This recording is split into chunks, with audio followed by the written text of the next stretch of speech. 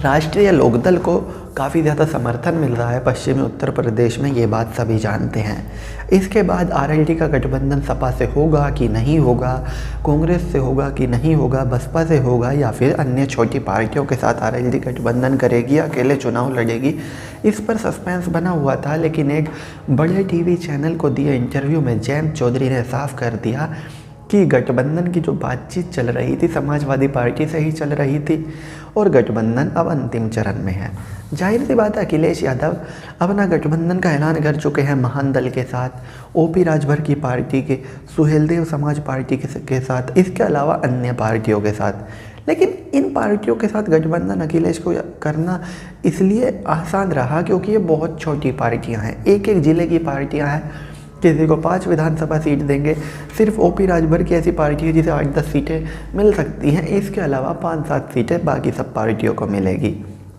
लेकिन आरएलडी छोटी पार्टी नहीं है, आरएलडी क्षेत्रीय पार्टी तो है लेकिन आरएलडी जिले वाली क्षेत्रीय पार्टी नहीं है। आरएलडी पश्चिमी उत्तर प्रदेश की क्षेत्रीय पार्टी है जहां पर 100 से ज़्यादा विधानसभा सीटें हैं और सभी पर प्रभाव रखती है राष्ट्रीय लोकदल।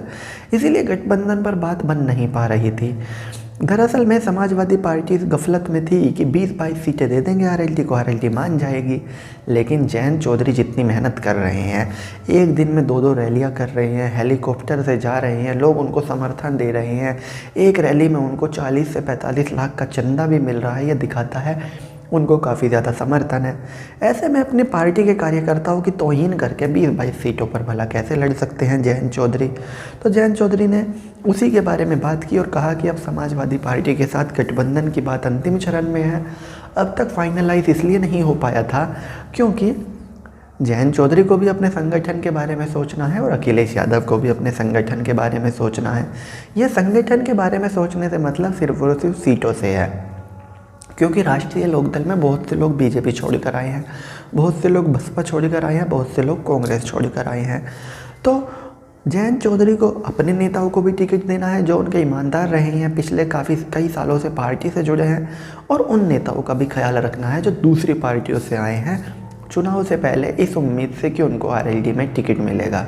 और यही वो सब कारण है कि अभी तक गठबंधन का ऐलान नहीं हुआ था और सोर्सेस ये कह रही हैं कि 40 से ज़्यादा सीटों पर राष्ट्रीय लोकदल चुनाव लड़ सकती है और अगर इससे ज़्यादा सीटों पर चुनाव लड़ेगी तो ये उतनी ही सीटें लगभग आरएलडी को मिल जाएगी जितनी शुरुआत में कहा गया था कि जयंत चौधरी डिमांड कर रहे हैं। दरअसल में पहले कहा गया था कि राष्ट्रीय लोकदल 60 से कम सीटों पर नहीं लड़ना चाहती। अब जब गठबंधन में 60 सीटों की बात होती है, दूसरी सीट 20 सीटों आपको देने को कह रही है, तो अगर आप वहाँ पर मोल भाव करके 45 से 50 के बीच में ले आए सीटें तो वो एक बहुत ही अच्छी डील है और ये आरएलडी के लिए भी अच्छी डील होगी और साथ में समाजवादी पार्टी के लिए भी पश्चिमी उत्तर प्रदेश में अच्छी डील होगी, क्योंकि पश्चिमी उत्तर प्रदेश वो इलाका रहा है हमेशा सपा के लिए। यहाँ पर सपा का कोई जनाधार नहीं रहा। 1-2 लोकल नेताओं के दम पर बेशक सीट निकल जाती हो, लेकिन यहाँ पर अखिलेश यादव की फ़ैन फॉलोइंग नहीं है, अखिलेश यादव के बहुत ज़्यादा प्रशंसक नहीं हैं और जयंत चौधरी के वहीं यहाँ पर काफ़ी ज़्यादा प्रशंसक हैं। तो ऐसे में जयंत चौधरी भी ये बात क्लियर कन्फर्म करना चाहते थे कि भैया वो गठबंधन करें तो इतना तो हो कि सरकार बनती है तो उनकी पार्टी की कुछ भागीदारी हो सरकार में, नाम के लिए ना हो कि 5-7 विधायक हैं।